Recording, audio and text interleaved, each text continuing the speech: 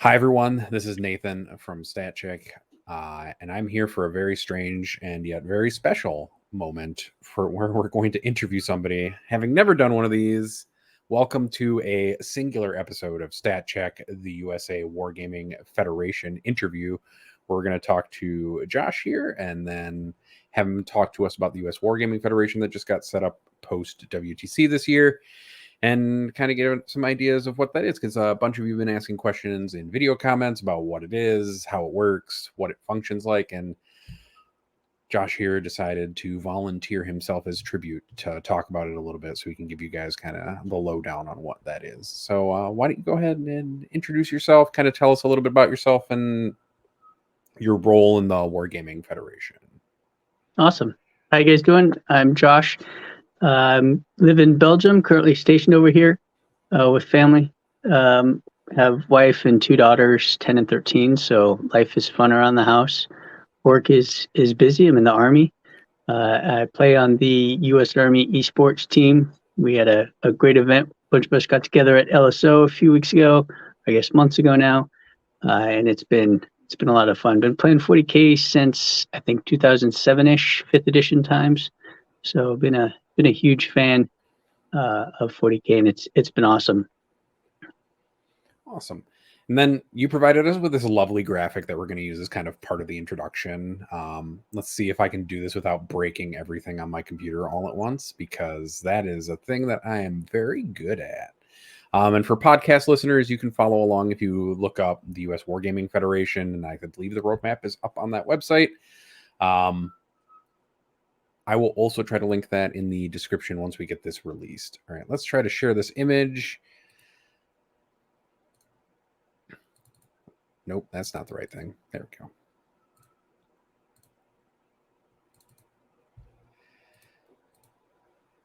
We're going to do this the really messed up way. There we go. All right, so now we have the roadmap on the screen. First time. Yeah, first time for everything to kind of work somewhat well.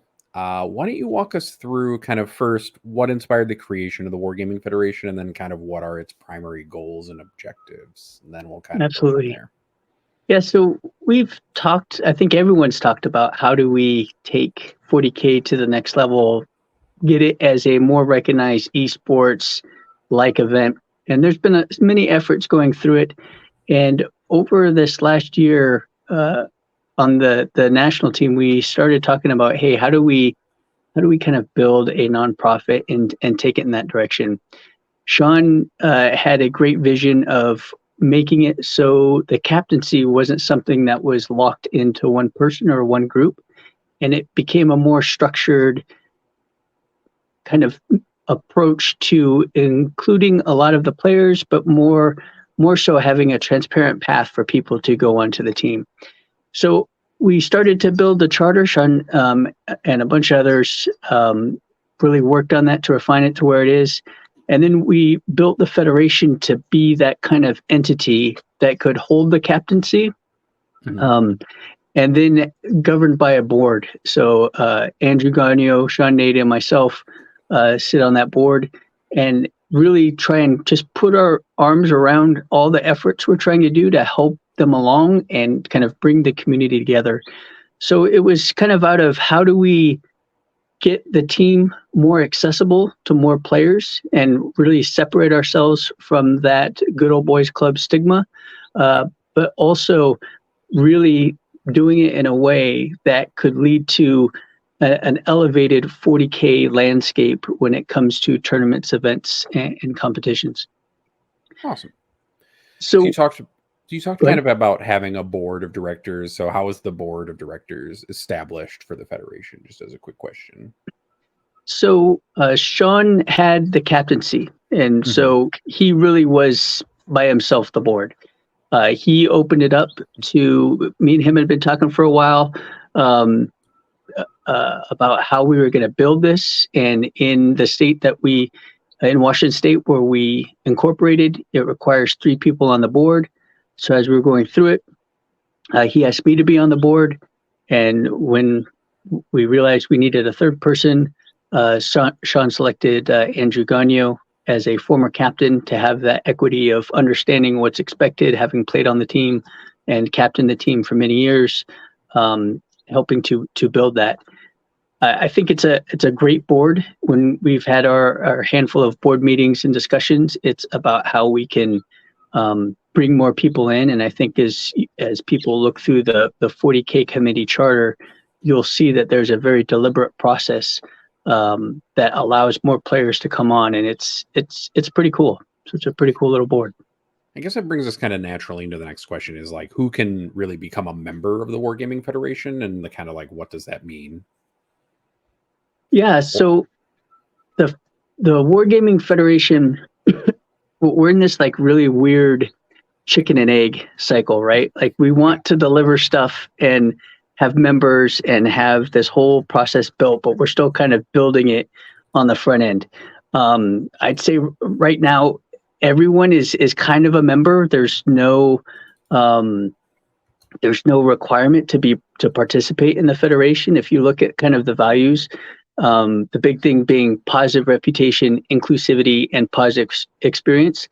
The inclusivity is that everyone is included, everyone has an opportunity, and everyone has a voice in the Federation. So, like, I'll move over to the slide here real quick. But for the community outreach, we're trying to identify those individuals that have those connections in their state or in their region, amongst all the clubs, to build that regional discord, to kind of put their arms around all the clubs, games, tournament organizers, game stores, all the events and things going on in that area, building a sense of community and bringing them all together. I think we have two regional directors initially identified. So Stephen Corrales is leading that for California, and Eric Forsman is leading that for the Midwest. So the purpose of the regions is to give you that conduit to come into the Federation, right? So we want to build a community committee where the different regions are represented, and those representatives then serve on the different committees. So if you have someone in your area that's one of the top officials, let us know. He or she probably needs to get on board with the officiating committee and what they're doing. If you're really great at marketing, like be involved with the marketing committee and of how we're bringing that in. Same with the teams committee and the competition committees. So it's the regions would kind of be that initial entry point for everyone in, but then allowing multiple clubs and regions to have representation on the different committees. So right now the committees are pretty open. As those committee charters get locked in, we'll identify who are those chairs and committee board members that are really guiding that committee. But participation in the committee is really an open thing for everyone to be involved in. I think for one of the guiding things for the Federation is me, Sean, Andrew, we're not going to solve all of the problems, and we're not going to make the best Federation. There are so many individuals across the nation that are have efforts building communities, clubs, and events. So it's empowering those groups, those networks, and formalizing a lot of that so we have a bit more structure, and we're building off of what we currently have and building those communities. So, and like, this is really a roadmap, right? We kind of implied it a few times during this conversation already. This is kind of a roadmap of ongoing efforts to build the Wargaming Federation, and not everything in this roadmap already exists, right? Correct. There's we have smaller meetings that are already occurring. They're like developmental committee meetings. The only committee that is fully established with a charter is the U.S. National 40K Committee, and that charter specifically outlines the process that we select a captain, notify WTC of that captain, and then how that captain selects his team. So it's a very structured process to make it transparent and accessible to everyone. That makes sense. And yeah, one of the things that I really like here is kind of this officiating thing. One of the things that we've talked about a lot on StatCheck and on various Discords over the years is that getting officiating to be kind of official in other words, and kind of getting an officiating committee kind of together to get common event judging and certified US judges is something that a lot of people kind of hope happens. So what are kind of you looking at for doing there? I see kind of a 40K officiating committee. What kind of outreach process and what are you kind of envisioning for that? Yeah, so we worked initially with Neil and Lim from the WTC officiating committee. We'll bring in Jay as well as the head official from WTC, talking with Jeremy from the show here and Adam Solis, I believe. So it's not me coming up with it. I'm really facilitating the discussion and putting a skeleton charter, which I need to drop off to them here soon, so that they can start to put their arms around what does that officiating committee do, right? So how do we adjudicate rulings across multiple events so we have some sort of common experience for all players as they go to different events, but also that leads to a standard level of officiating, so it's more you have a better expectation of what's going to happen when you're going to an event versus when you show up and you find out that a ruling is a certain way that you were not prepared for, and you kind of not cool moment right there, right? So how do we train those officials? How do we certify those officials? And how do we allow these officials to kind of coordinate across all these events, work on the different FAQs and kind of nuances that come up that some of the tournaments have to deal with, and have that generally standardized to not only empower the TOs, but really get that good gaming experience. I think as we can get more exposure to WTC, there's a really high level of officiating that occurs there that makes the game really enjoyable. There's a lot less judging and ruling feels badges because there's a very deliberate process in how it goes through. All the TOs are prepared, trained. Not to say that TOs around the world aren't prepared and trained, but oftentimes we just kind of grab people here and there to come to an event and hang out. So this would more formally structure that. So when we have a official officiating committee charter written, we'd have that pathway, that certification program to get to different levels to certify at different events. You'd have to do a couple tests, and Lim and the committee are going to figure all this out, do a test, officiate at a handful of different size events, and then come to the larger events and help officiate those under that close coordination with those kind of leaders of officiating in the community. And then once you're certified, you're at that level.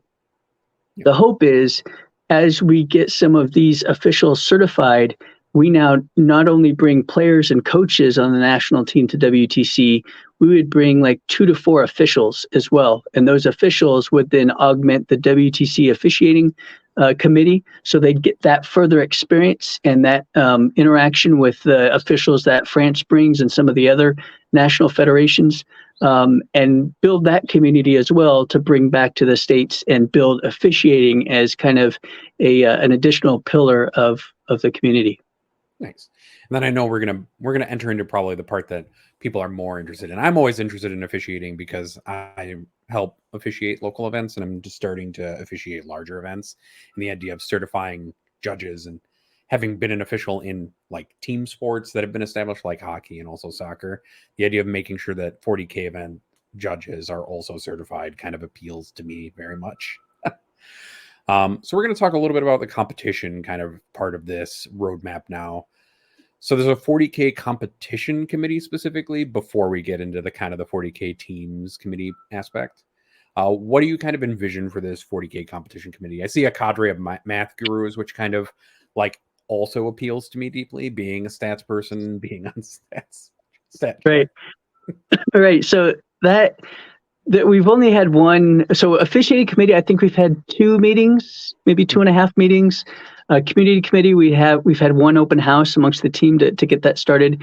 The competition committee, we've had Cliff and I spoke once about like what exactly that means, and it kind of breaks out into a couple layers. So when we look at formalizing the competitive aspect, there's certain things, certain metrics we need to capture to do that, and then we need to build some sort of mark of progress, right? So Sure. how do we come up with a ranking system that does a couple things, that not only one puts some skin in the game for when you're going to competitions, you want to improve your score.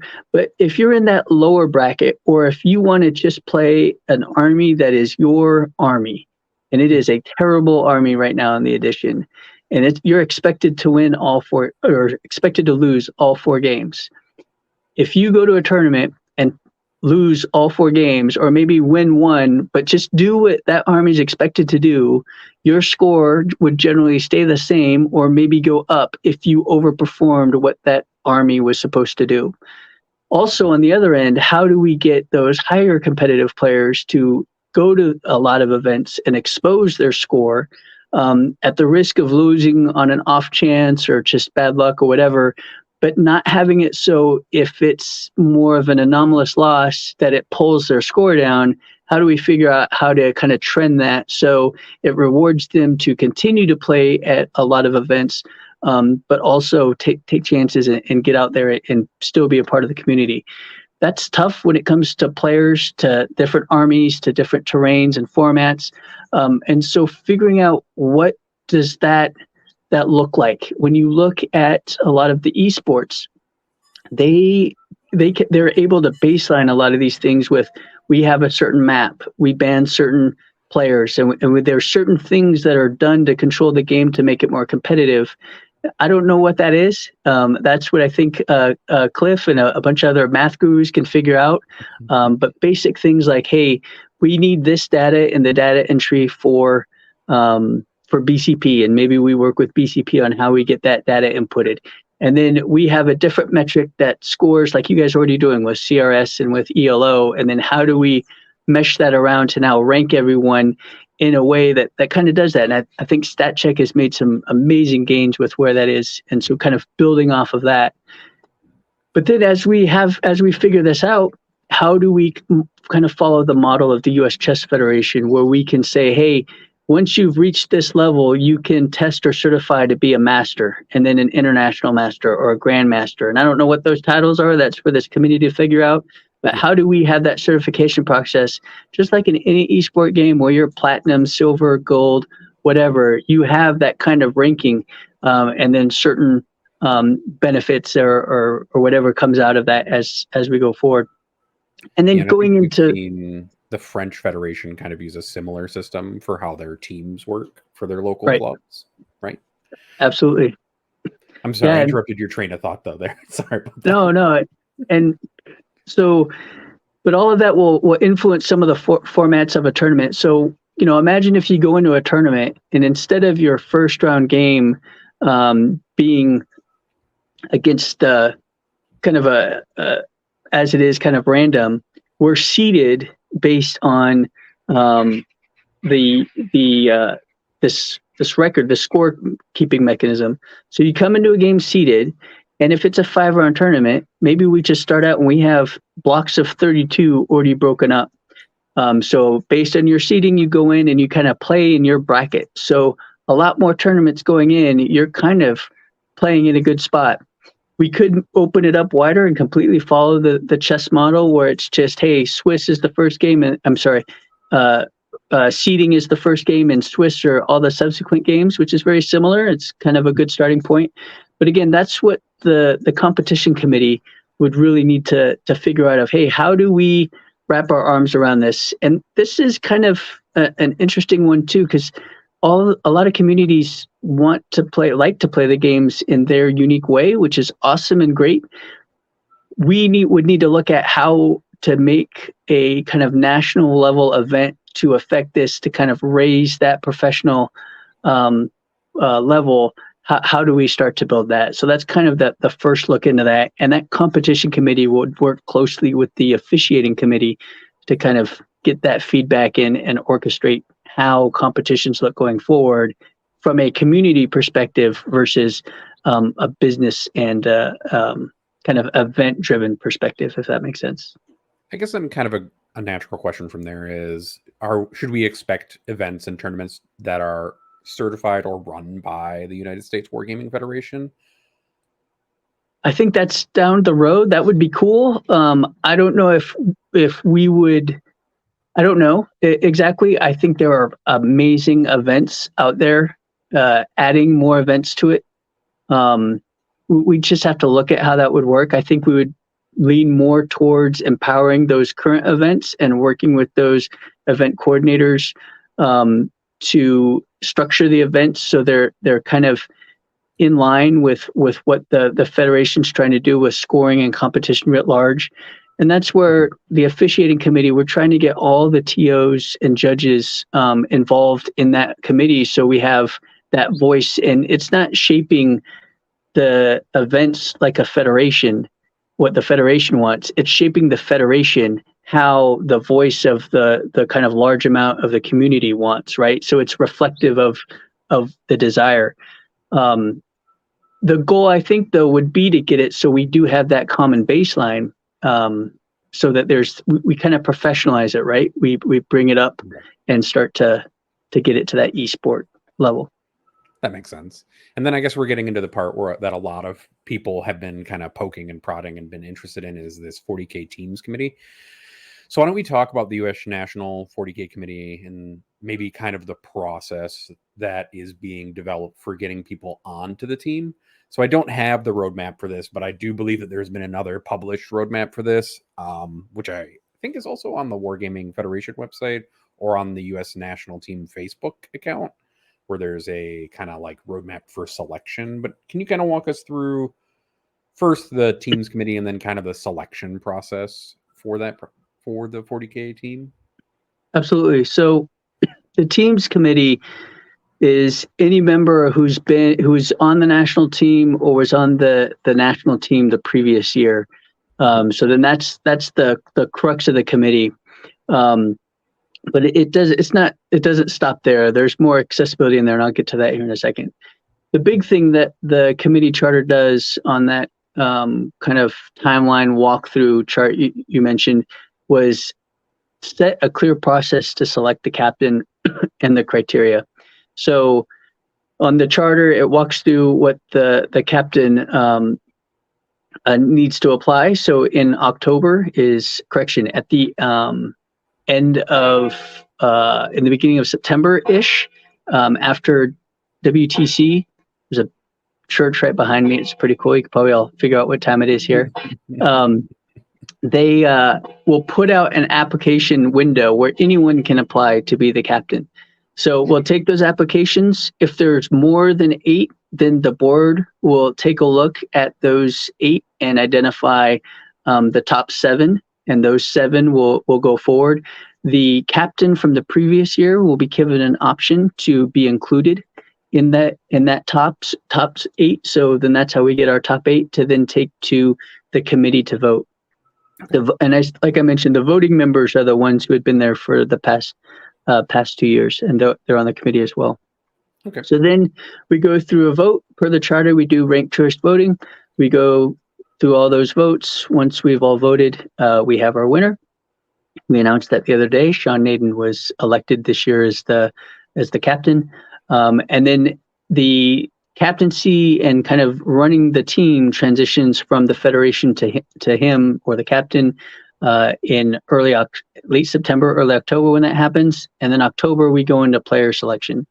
So in player selection, there's 2 criteria to be selected. It's being in the top 100 ELO, as we've posted on your stat check page, or being nominated by a current member of the team. So if you're in one of those 2 categories, you can submit an application.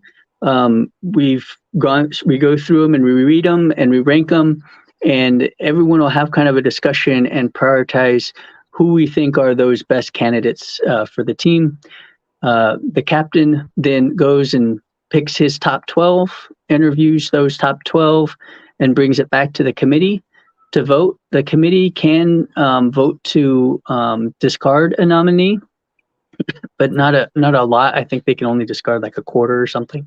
But then it gets voted on for them to come in. We vote for Every year, there will be at least 3 new players that come on to the academy. And so the academy is capped at 16 players. Every year we take 3. And every year for the starting team, 3 players go from the academy to the starting team. So that's how we kind of are always opening up 3 players and always taking 3 new players on the national team. Gotcha. So the national team, there will be the 8 players from the previous year. When they do their exit interview with the coach, they'll say if they want to be a returning player or what their status is. If they're a returning player, they still participate in everything with the academy, but they're in kind of a returning player status. And as we get closer to voting for the team, only 4 players from the returning players can be voted onto the team. And so those returning players amongst themselves vote for the 4 players to come back. And then we vote for the 3 players from the academy to come up. And then we pause for a second, and those 7 players then vote to see if the captain is going to be a player captain. If the captain's voted to play, then he's the 8th player. If he is not voted to play, then we go back to the academy and pull up a 4th player. And so that's how we're getting the 3-player always moving up, sometimes 4 perhaps, and then opening 3 spots in the academy, which caps out at 16 players, and always bringing in 3 players. I think this year we're bringing in a few more players. We'll run the numbers, but it could be a little bit more this year because we're not full up.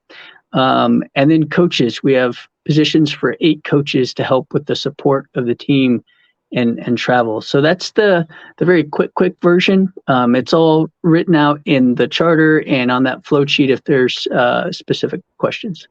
And I'll make sure to get links from you to both the charter and to that flow chart so we can add those to the notes so people can kind of follow along. Because I remember seeing it for the first time and being like, I need to sit with this for a minute because it definitely has like a strong emphasis on making sure that there's fresh people coming in and like not just the same 8 people year after year, which I kind of like.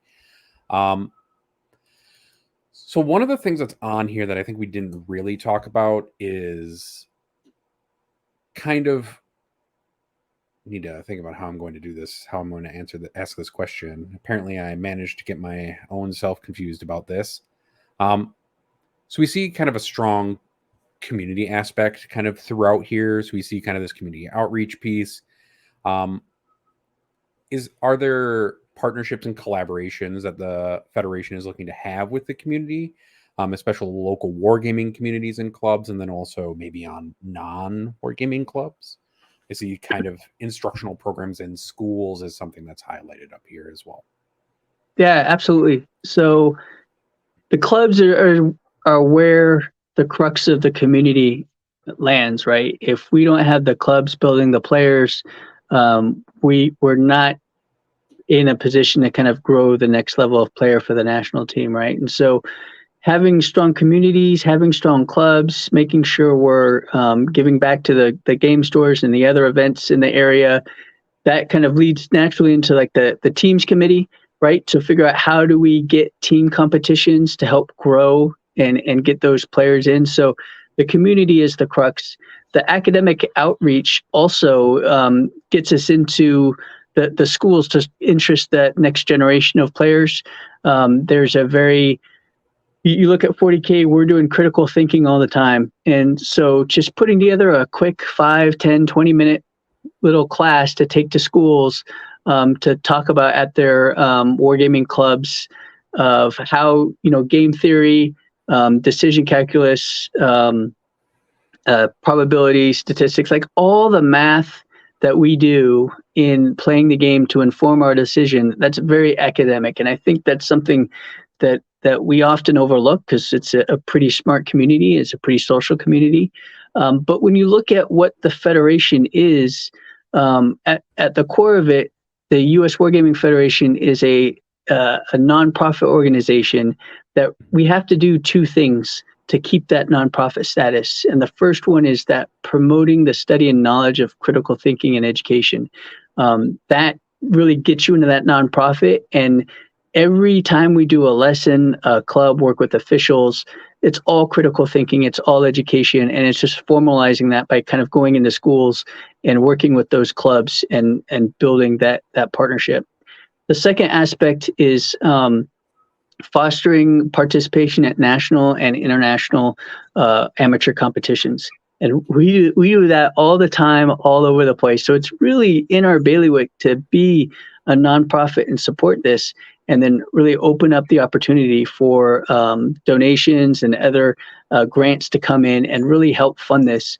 So the goal is if we're able to kind of, through the regional directors, capture who are all the clubs, events, stores, tournament organizers, schools, activities, what are all the things we're doing, and having those regional directors capture that, then going and trying to get donations and generate funds with large companies, large organizations, where it's not a lot of money what we're looking for to sponsor the national team and to fund local communities, right? So at the end of the year, the big thing on the bottom right is fund delivering, right? So we can generate all this money, but it's not for the sake of just sending 8 guys to Belgium to play on the national team, right? It's about, hey, we're building a national community to build a process that we can develop a team event to get those best players up into the national team, competing at the national level,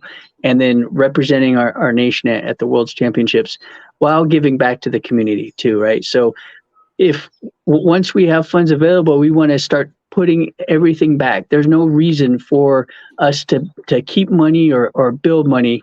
Once we funded the national team, then it's identifying what club teams are funding. So can we work with different events to sponsor, hey, this team won this event. Well, the part of that prize package is your hotels, your flight, something is covered by the federation for the next national event that's leading up towards. And getting regional funding for smaller clubs. If there's a club in an area that's just missing a few terrain sets or some mats, how can we identify those clubs and get them some of those supplies? And then working with stores to do the same thing. Stores are the crux of it. It's where we all come together. How can we get better terrain, better mats, better events and activities funded by the Federation to help to support that community, and officials as well, right? How do we send officials to some of these places if there's not really a lot there, or if it's one of our top events? So it's kind of a cool cycle once you get going, but really to sell it and get some good sponsorship, we need to put our arms around, well, in this state, there are these 30 clubs that have these 200 players, which has this market.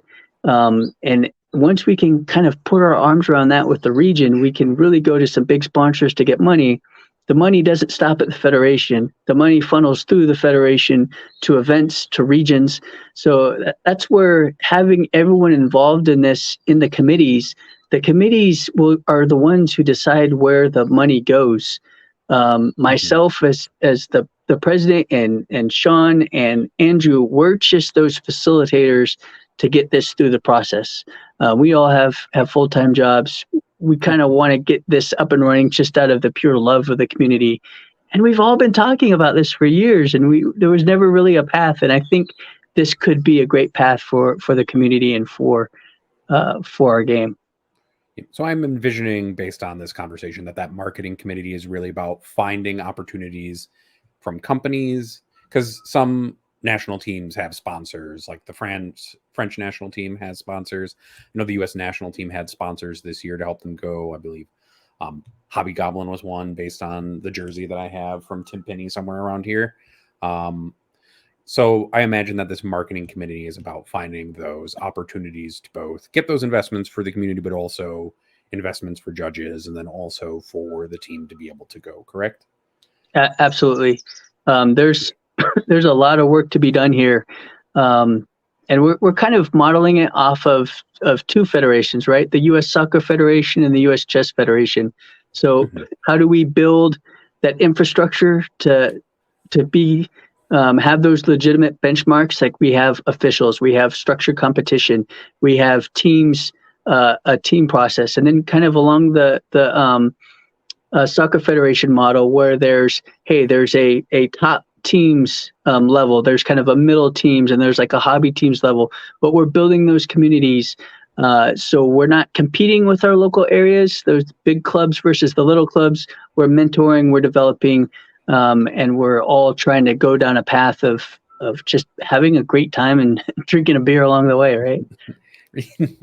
Definitely. Anybody who's been to the WTC knows that socialization is a big aspect, and beer is also ends up being a large portion of that socializing.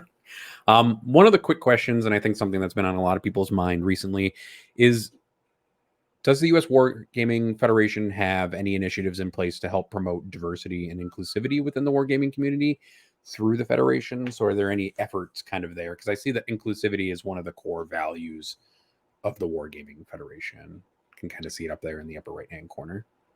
Yeah, it's always something that it's just ingrained part of us. I think if you look across the current national team, you have a very diverse crowd. It's always something that everyone's in, has that opportunity to be a part of. I think we have a great reputation for that, and it ties into like the first one, right?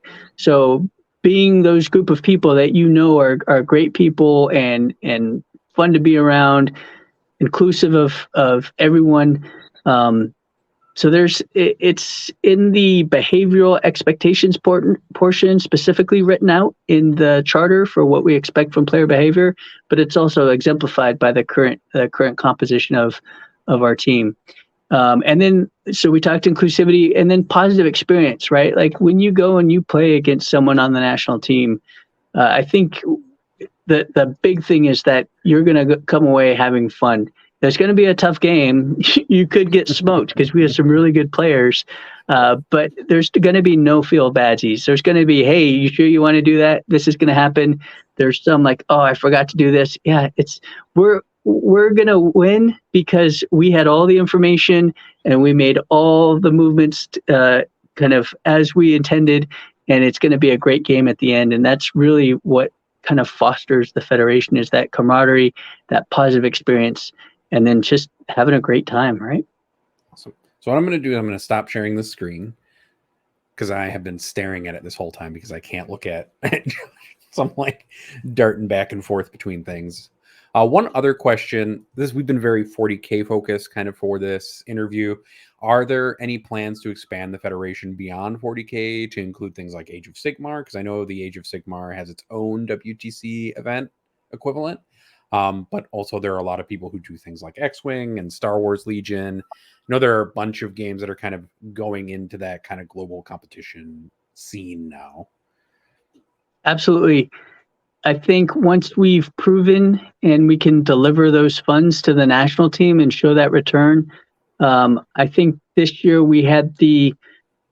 every year we've upped the level of kind of professionalism at the WTC with our team tables. We've had a team area this year, conference rooms at night where we're planning for the next day until 1 o'clock in the morning. Next year, we want to work at having a US-based team that sits in those meetings, which would just be at 6 p.m. in the States, would end up about 6 p.m. in the States Eastern time, and then would be able to work for 3 or 4 hours and answer some of the questions that the team had. So when they wake up, we have those answers, right? So really, once we can show the professionalism that we bring to the actual gaming portion, be not just money, but also organization, and that administrative aspect to it, taking it to Age of Sigmar, X-Wing, all the other games. That's why we named it the US Wargaming Federation, because it's the community of people that are in this, and all of us are those like-minded individuals who are want to play a war game. 40K is the best one, but we don't want to exempt all those others that are in there. We want to bring them in as well and have a beer with them too. Awesome. So now I'm going to go into listener questions. So if you guys want to have your questions answered during one of these sessions, I think this is being released just for our patrons, but I think we're also going to release it live on YouTube. But if you want to answer or ask questions that will be answered during interviews like this, you can join the StatCheck Patreon Discord. But let's pop into some listener questions. The first one we have is from Derek, which is, how much success have you had so far getting kind of organizers on board with the US Wargaming Federation and kind of some of the processes that we've talked about so far during this interview? Yeah, it's had a really positive reception by everyone we've reached out to. Again, we're not trying to dictate or direct how things are going. We're just trying to get those individuals who are already leading the community in either putting tournaments together, working as an official, or working in a teams type event or something, and saying, "Hey, you seem to be in the lead with this. We want you to put together who are the other big players across the nation, so everyone has a voice." And be a part of the committee to say, hey, here's how we're going to do business going forward.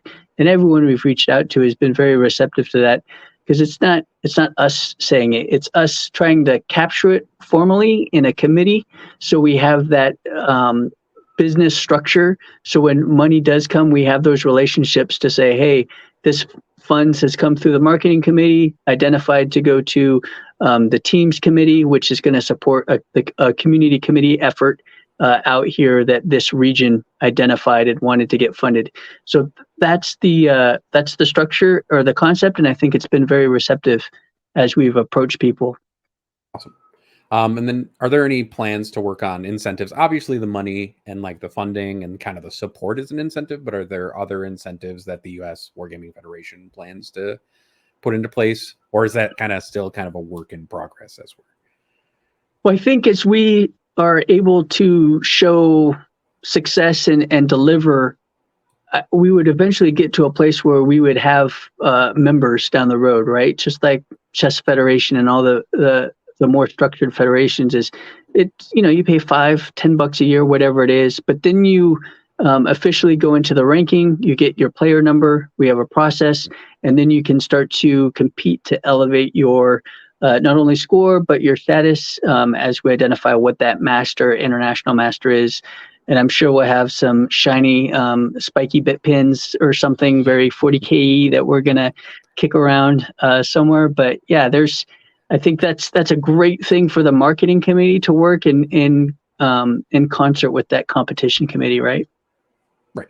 And then some of these we already answered because, of course, we're going to talk about things like judge certification. But Will asks a pretty interesting question, which is the U.S. Wargaming going to establish themselves kind of as an adjudicator of fair play? So are they going to try to establish kind of, I would assume, are they going to try to set up kind of a level of rules kind of establishment similar to the WTC? Like, is there going to be a rules document that is similar to that kind of situation? I don't know if that we would have one separate. Again, this is one of the questions we've posed to the officiating committee for those kind of big brains to figure out. I think it will likely lean more towards we have that we're involved in the discussions with the WTC as they're doing their rules packets. So our concerns and issues from the U.S. are represented in that. So, it's what's that one meme? It's like, there's 18 different standards. We need one standard to rule them all. Oh, we have 19 standards. So I'm very familiar with the idea of creating new standards consistently. Right. We don't need that. But I think there's plenty of rules out there. It's just how can we come in more concert with the world's level rulings. And I think as people get more familiar with LIM, with Jay, and what they're doing at WTC from a global perspective, it's pretty cool. So if it's something that someone has a passion for, I highly encourage you to get involved with the community committee, and get with someone on the team. Email us at info@wargaming.org and get involved, because we just need those people to get together and come up with some of these ideas. Yeah, it's really kind of like a ground floor kind of entrance right now to help kind of really establish these things. So if you're interested kind of in getting involved, establishing kind of the standards and all of the processes and kind of how incentives are done, how training is developed, and how those kind of will the Wargaming Federation be involved in adjudication, fair play, and stuff like that. Like, this is the point of the organization, to get involved in all those things, to kind of get your input in, right? Yeah, and for the adjudication and fair play, California, I think, has a great motto where their TOs get together and talk. about some of the fair play issues. And really, I think that committee, again, that's for the committee to figure out. It's not necessarily for any one individual that's not involved specifically with all the details that occurred at an event, but it's for them to kind of adjudicate at the officiating committee level, which, again, we just have never had that structure, right? We've never had a group of people that, hey, they have all the information. They're kind of coordinating across the board and trying to implement some mechanism that makes sense. But California has a great model for that, and we're really reaching out to them to pull them in to make that a part of it. That makes sense. And then one more question from Will is, will there be an open call for volunteers with an interview process, or will it be on the basis of invitation for kind of getting involved in those committees in the roadmap? Open call. This is the challenge of a nonprofit, right? Like, it's just who has the passion, who has the experience, and who's able to have the time to put in and help. So again, if you know a TO in your community that's great on this, or you want to help one of your TOs get involved and you're going to be his kind of rep to some of these committees, reach out to Jeremy for the northern guys. Adam is kind of doing the California area. Eric Forgeman in the Midwest. Stephen Corrales in the California for the larger club effort. And like I mentioned before, email us at the website, and we'll put you in touch. We'll just invite you right into the Federation Club as an advisor. You'll see where all the developmental committee meetings are occurring. We'll put the events up there, and then when those meetings happen, you're able to sit, listen, participate. And the first step in all of the ones that are highlighted yellow is to get that charter written, right? To say, here's what we are, here's what we're trying to do. And then once we have that, it becomes very transparent about what the committees are, and we can move forward. Awesome. Well, I think that's it for our listener questions, because we ended up addressing most of them kind of through the process. But is there anything else that you want to talk about before we kind of exit, or anything you want to shout out? Maybe just repeat kind of the contact points for the organization as well as we get there. Yeah, we're at uswargaming.org. If you have a question, you can always shoot us an email at info@uswargaming.org. If you know someone that's currently on the national team, or one of the clubs that's associated with those people, reach out to them. They'll definitely be able to bring you into the organization. Send us an email. This is definitely a all hands on deck. We need help setting this up. I think as soon as we can put our arms around what everyone's currently doing and advocate for the community in one concerted effort, the sooner we're going to be able to generate those funds to then further professionalize and enhance the wargaming that we all do and love. Awesome. So, yeah. Well, thank you so much for joining us today. I know we had to reschedule this several times to kind of get it all together, because everything's working across time zones and across organizations and across jobs. So it's kind of always a challenge. But thank you so much for joining us today. I'm going to hit end recording, and we can hopefully everybody will get involved and look at the links down below in the show description to kind of figure out more ways to get involved as well. So yeah, that'd be awesome, man. Thanks for having me. Thank you. Bye-bye.